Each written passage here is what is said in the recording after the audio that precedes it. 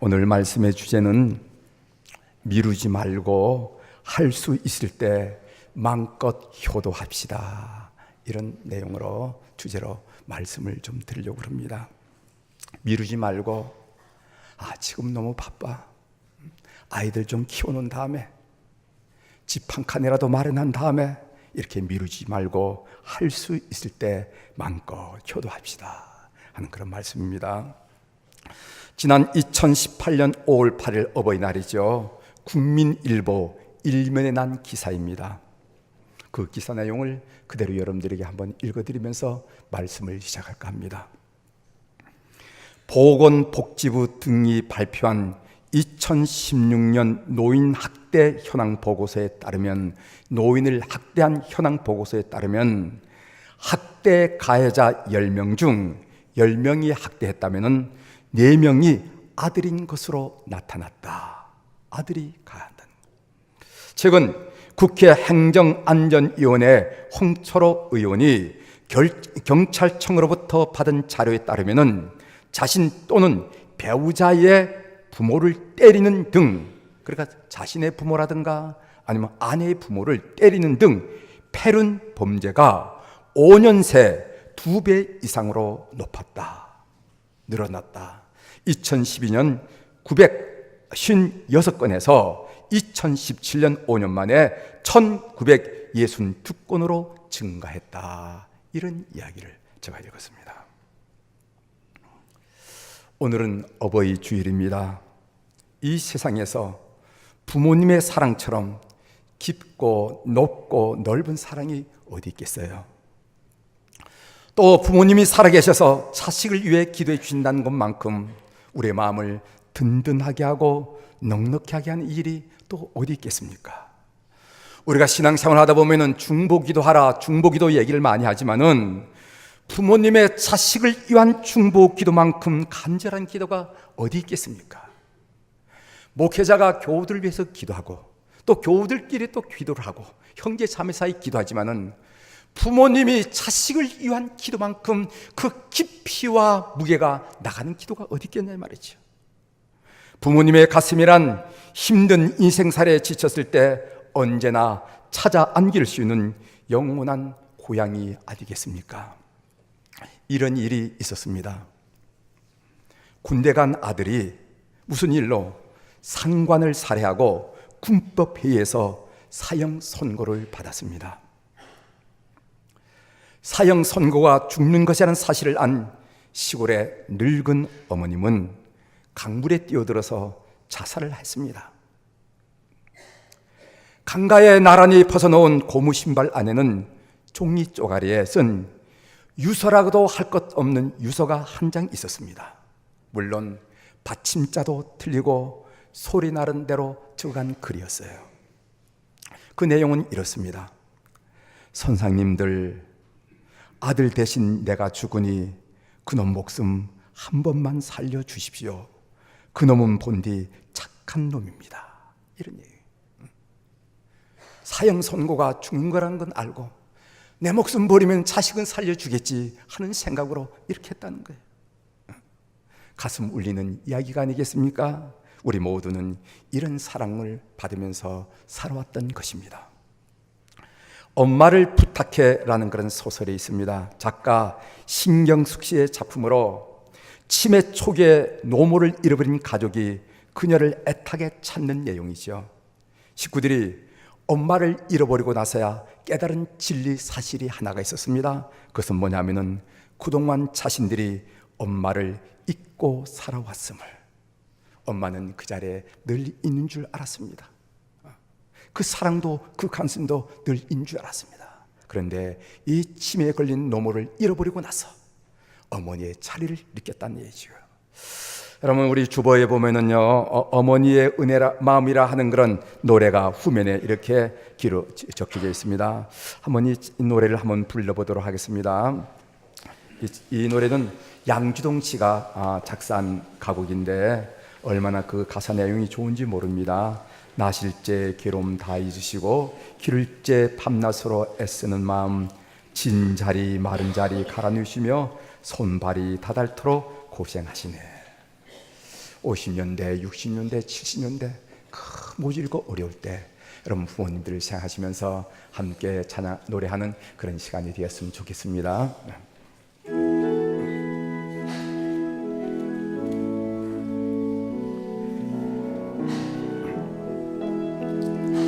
나 실죄 괴로 다 잊으시고 길을 째 밤낮으로 애쓰는 마음 진 자리 마른 자리 갈아 누이시며 손발이 다닳도록 고생하시네 하늘 아래 그 무엇이 높다리요 어머니의 희생은 가히없소라 어려서 안고 업고 헐려주시며 가라서 문기되어 기다리는 나 희불사 그릇 뗄사 자식 생각에 고으시더 희망 위에 춤이 가득 땅 위에 그 무엇이 높다리요 어머니의 본성을 걸그가요라 사람의 마음속에 헌바지소 어머니의 마음속에 하루한 가지 아낌없이 눈물 자식 위하여 살과 뼈를 깎아서 바치는 마음 인간의 그 무엇이 거룩하리요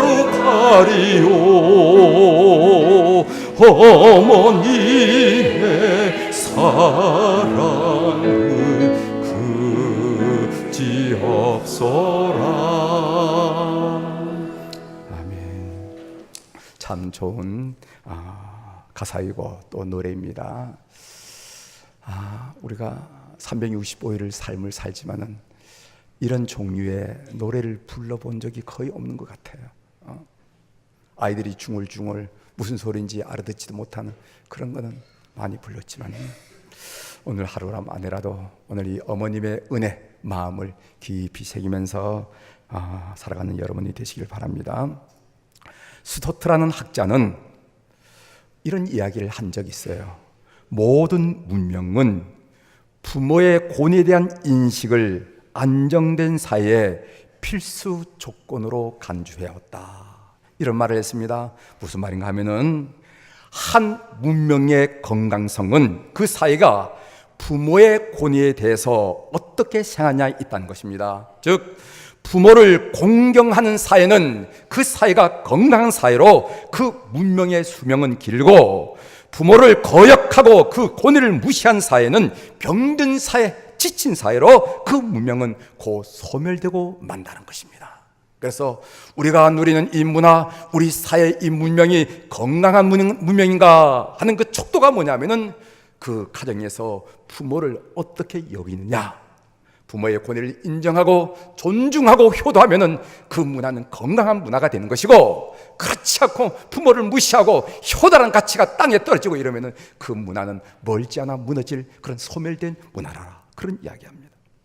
성경에도 보면은 말세의 현상 중에 하나가 부모를 거역하는 일입니다. 말세가 다가오면 이런 현상이 사회 현상으로 있는데 어떤 게 일어나냐면은 디모데후서 3장 1절 2절에 보면은 너는 이것을 알라, 말세에 고통하는 때가 이르러 사람들이 자기를 사랑하며 돈을 사랑하며 자랑하며 교만하며 비방하며 부모를 거역하며 감사하지 아니하며, 이런 말씀이 있어요. 부모를 거역하는 일이 말세의 증상 중에 하나라고 성경이 말씀하고 있습니다. 사랑하는 교회 여러분, 병든 문화를 고치고 무너져가는 사회를 수축하고 해체되어가는 가정을 수습하기 위하여 이때야말로, 지금이야말로 우리 모든 그리스도인들이 정신을 가다듬고 성경의 진리로 가치로 되돌아야 할 때라고 저는 분명히 믿습니다. 그러면 성경에서는 어느 정도로 부모 공경을 강조하고 있는지 한번 살펴보도록 하겠습니다. 구약성경, 신약성경은 부모 공경 효도를 어느 정도 강조하고 있느냐? 여러분, 십계명을 아시죠? 십계명은 크게 두 부분으로 나누는데 1계명부터 4계명은 하나님에 대하여 해야 할 도리를 말씀하신 말씀이고, 그리고 5계명부터 10계명은 인간에게 해야 할 도리를 말씀하신 내용입니다. 내 부모를 공경하라는 제5계명은 인간에게 주신 계명 중에 첫 번째 계명입니다. 출애굽기 20장 15절에 보면은 내 부모를 공경하라, 그리하면은 내 하나님 나 여호와가 내게 준 땅에서 내 생명이 길리라, 이런 말씀하셨습니다. 사람들은 이 계명을 받고 이런 질문을 해왔습니다. 모세가 십계명을 적은 두 돌판, 하나에는 하나님에 대한 계명들이 있고 또 다른 하나는 인간에 대한 계명이 있는데, 이 두 돌판을 가지고 시내산 아래로 내려왔습니다. 그런데 제5계명 내 부모를 공경하라는 계명은 분명히 그 내용으로 볼 때 인간에 대한 계명인데, 왜 첫째 돌판 하나님에 대한 계명에 그 인간에 대한 계명이 기록되어 있는가라고 질문을 하기 시작했습니다. 두 돌판 가운데 하나는 하나님에 대할 도리, 또 다른 하나는 인간에 할 도리인데, 그 인간에 대할 부모의 공경한 내용이 왜 첫 번째 돌판에 새겨져 있나 말이지. 그 이유가 뭐냐 물었다는 거예요. 유대인들은 전통적으로 이렇게 해석했습니다. 부모는 가정에서 하나님의 대리인이기 때문이다, 이렇게 했어요. 부모는 가정에서 하나님의 대리인, 늙고 노시하고 그런 어른이지만은 부모는 가정에서 하나님의 대리인이라는 거예요. 그래서 마틴 루터는 뭐라고 하냐면 부모는 하나님의 대리자다, 이렇게 말씀을 한 것입니다. 여러분, 레위기 19장 3절에 보면 이런 말씀이 있습니다. 너희 각 사람은 부모를 경외하고, 이런 말씀이 있어요.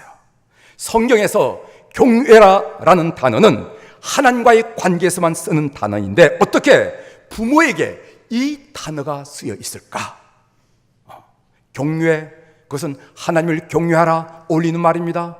그런데 하나님께만 쓰는 이 경외라는 단어가 어떻게 부모에게 쓰였을까? 레위기 19장 3절에 그 이유가 뭐냐면 그것은 하나님과 부모를 동등선상에 줄 정도로, 놓을 정도로 부모를 귀히 여기라는 하나님의 뜻이 있기 때문이라고 성사학자들은 해석을 하고 있어요. 잠언 23장 22절에 보면은 너를 낳은 아비에게 청종하고 내 늙은 어미를 경히 여기지 말지니라. 신약 성경에도 오늘 우리가 읽은 본문 말씀 외에도 골로새서 3장 20절에 보면은 자녀들아 모든 일에 부모에게 순종하라. 이는 주 안에서 기쁘게 하는 것이라. 디모데전서 5장 4절에 보면은 만일 어떤 과부에게 자녀나 손자들이 있거든 그들로 먼저 자기 집에서 효를 향하여 부모에게 보답하기를 배우게 하라. 이것이 하나님 앞에서 받으실 만한 것이니라. 이런 말씀이 있습니다. 저는 오늘 설교를 준비하면서 성경에서 부모를 공경하지 않을 때 어떤 벌이 임하는지, 그리고 부모를 공경했을 때 어떤 축복이 임하는지 한번 조사를 해봤어요. 먼저 징벌, 벌에는 이런 말씀이 있었습니다. 출애굽기 21장 15절에 보면은요, 자기 아버지나 어머니를 치는 자는 반드시 죽일지나, 이렇게 했어요. 친단 말이 무슨 말이죠? 자기 아버지나 어머니를 치는 자는 반드시 죽일지니라. 출애굽기 23장 17절에 보면요, 자기의 아버지나 어머니를 저주하는 자는, 실종도 아니라 입으로 저주하는 자는 반드시 죽일지니라. 불효하는 자는 공동체에서, 이스라엘 공동체에서 있어서는 안 될 존재로 성경이 여기더라, 이런 말씀이에요. 신명기 27장 16절에 보면은 그의 부모를 경홀히 여기는 자는 저주를 받을 것이라 할 것이요 모든 백성은 아멘 할지니라. 잠언 30장 10절에 보면은 아비를 조롱하며 엄히 순종하기를 싫어하는 자의 눈은 골짜기의 까마귀에게 쪼이고 독수리 새끼에게 먹히리라, 이런 말씀이에요. 성경에서 불효에 대해서는 극형으로 다시도록 얘기하는 것을 우리들이 알게 됩니다. 그 다음에 축복에는 이런 말씀이 있었습니다. 부모 공경에 대한 계명은 인간이 마땅히 해야 할 당연한 도림에도 불구하고 축복이 약속되어 있는 첫 번째 계명입니다. 어떤 축복입니까? 오늘 본문에 보면 에베소서 6장 3절에 이런 말씀이 있죠. 이로써 내가 잘되고 땅에서 장수하리라. 그래서 첫 번째는 장수의 복이 온다는 겁니다. 땅에서 장수하리라. 그래서 효도는 가장 좋은 보약이다, 이런 말이 있어요. 여보 사랑해요 라는 그런 책에 이런 말이 있습니다. 그 내용을 여러분들이 그냥 읽어드리겠어요. 부모를 공경하고 그의 말씀에 순종하는 것이 이 세상에 있는 어떤 보약보다 귀한 보약입니다. 건강하기를 원하십니까? 오래 살기를 바라십니까? 그렇다면 살아계신 부모님을 공경하십시오, 이런 글 내용이에요. 또 어떤 복이 임하는가 하면 형통의 복이 임합니다. 이로써 내가 잘되고 라는 말씀이 있죠. 장수의 복에는 반드시 잘됨이 따라야 합니다. 잘됨이 없는 장수라는 것은 복이 아니라 욕이 되거나 괴로운 것이 됩니다. 실제로 우리는 이런 이야기를 많이 듣습니다. 사는 것이 지옥 같습니다. 이런 험한 꼴을 보려고 이제까지 살았는가? 죽지 못해 삽니다. 라는 이런 이야기를 많이 듣게 되죠. 사랑하는 교회 여러분, 여러분들은 부모를 공경함으로 말미암아 장수의 복과 형통의 복을 가정마다 시대마다 누리는 그 축복이 우리 모든 수복의 교우들에게 임하기를 주의 이름으로 축원합니다. 그러면은 어떻게 효도할까? 어떻게 부모를 공경할까? 오늘 성경의 가르침에 주목하고자 합니다. 오늘 성경 첫 번째로 얘기하는 것은 뭐냐면은 부모를 주 안에서 순종하라, 이렇게 말하고 있어요. 우리 한번 1절 읽겠습니다. 본문 에베소 6장 1절입니다. 같이 읽겠습니다. 자녀들아, 시작. 자녀들아, 주 안에서 너희 부모에게 순종하라, 이것이 옳으니라. 여러분, 이 순종하라 하는 말의 히라바가 뭐냐면 휘파코라 하는 이 말인데, 그 말을 풀어보면요, 존경심을 가지고 삶과 청종하는 것을 말한다는 거예요. 그러니까 의무적이 아니라, 의식적이고 의례적이 아니라 진심으로 부모님에 대한 존경심을 가지고 그 말씀에 귀를 기울이고 따른 것을 보고 휘파코, 순종이라 한다는 거죠. 효경의 표현으로 본다면은 양지, 살피어 안다 하는 그런 개념과 유사하지 않는가, 이렇게 생각합니다. 쉬운 말로 부모님의 뜻을 받들어 드리는 것, 그리고 부모님의 마음을 편안하게 해드리는 것을 순종한다라고 말하는 것이고, 이것이 바로 부모를 공경하는 태도라, 이런 얘기입니다. 우리는 흔히 효도하면은 물질적인 것만 생각합니다. 용돈을 얼마 드리고 효도 관광을 가끔씩 시켜드리고 생신 때 무슨 잔치를 차려드린다거나 계절마다 옷을 한 벌씩 해드린다, 이러면은 나 효도했다라고 우리가 생각할 것 같지만은 참 효도는 부모님의 마음을 헤아려 드리는 것이라는 거예요. 그렇다면은 부모님의 마음이 편안하지 않고 부모님의 마음이 아플 때는 언제일까? 많은 경우가 있죠. 세상살이 하다 보면 많은 경우가 있겠지만 제가 세 가지만 여러분들에게 예로 한번 들어드리겠습니다. 먼저 부모님을 업신여길 때 부모님의 마음이 아프시다는 거예요. 업신여길 때. 그래서 성경에는 부모님을 업신여기지 말라고 강조하고 있습니다. 몇 군데 읽어드리겠습니다. 신명기 27장 16절에 보면은 그의 부모를 경홀히 여기는 자는 저주를 받을 것이라 할 것이요. 잠언 15장 20절 하반절에 보면은 미련한 자는 어미를 업신여기느니라. 잠언 23장 22절에 보면은 너를 낳은 아비에게 청정하고 내 늙은 어미를 경히 여기지 말지니라.